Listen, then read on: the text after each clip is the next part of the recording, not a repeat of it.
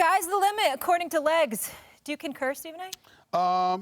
Yes, I've got the Oklahoma City Thunder going to the conference finals. I've said that. I mean, you got a three-headed monster on the offensive side of the ball who's fearless and not scared of anybody. And let me say this, look, when you cover the NBA for as long as I have, you've seen guys, and forget their talent for a second. The talent is obviously a prerequisite. It's a requirement. We get all of that. But I cannot tell you how many dudes that I've seen, some who people will argue belongs in the Hall of Fame one day, who shivered in moments of crisis on the basketball court. They didn't want the ball. It was hot potato. They wanted to get rid of it. They didn't.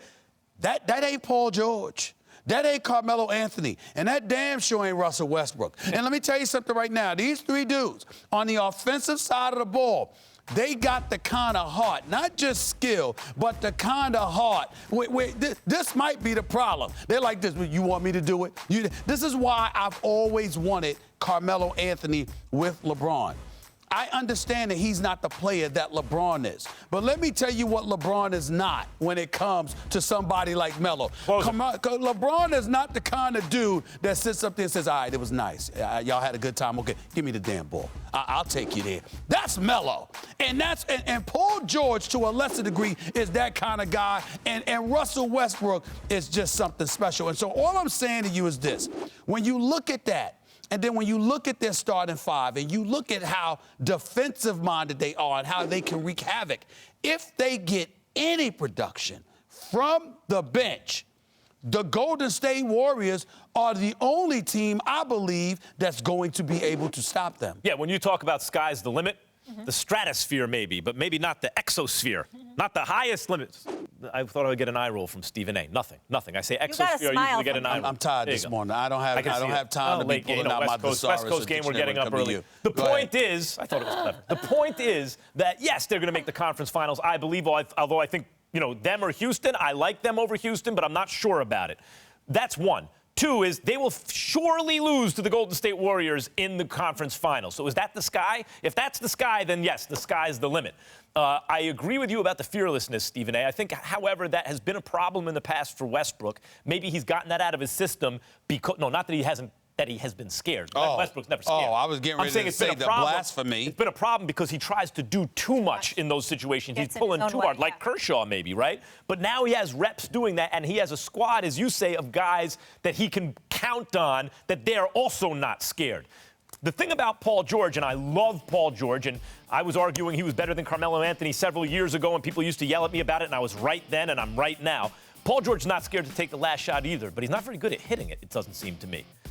So just speaking bluntly, he's not scared, but that's not always a good thing with him at the end. Carmelo Anthony, yes. Carmelo, the ball in his hands at the end of the game, the dude can get you buckets. Whatever other criticism I have of Carmelo, at the end of a game, or any time in the game, when the ball's in his hands, he's good at scoring the rock. And the most encouraging thing about yesterday is not just that Westbrook got penetration and dished, because he'll do that. He had a triple-double. You don't average a triple-double without those assists. It's that they were swinging the ball on the perimeter, finding the open man, and hitting shots. The one thing I would like to see from this team, and he only got 7 minutes, Patrick Patterson. I don't know why they didn't roll out more. And they're playing the Knicks. It's not a professional NBA team. We'll reserve judgment about how good they are when they play an NBA team, which is not the Knicks, but other than Porzingis, who was devastating.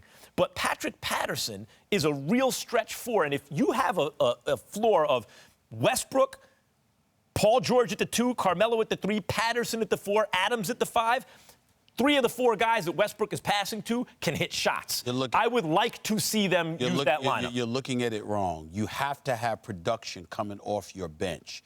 Those guys are in the starting lineup. You have to have somebody that can come off the bench, spell for those guys, and give them a punch. It's not that you don't need them in the lineup. It's not that you don't need them on the court.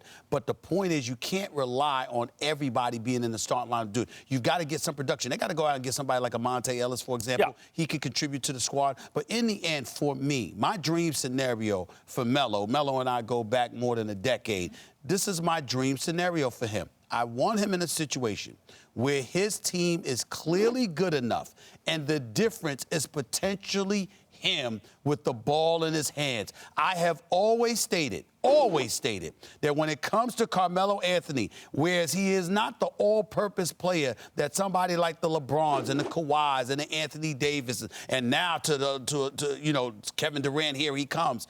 Melo is the kind of person I want to see other guys around him neutralizing all the competitors that they have to go up against. And they're saying, Melo, you're the difference. You and your ability to score. And watch this brother put on a show. Like guys That's what I want to see. Jimmy Butler. That's what I want to see. Jimmy Butler and Paul George better than Carmelo Anthony. Period. It's not that close because Both they're two-way players and they can get out and transition and all these things. But when it comes to refined skill, it's like now you're ISO'd or you're in the half court and you have to rely on your skill in terms of scoring the rock. There's nobody as good as Carmelo. Carmelo is the best there is at every facet of half court scoring. There's no better player than that.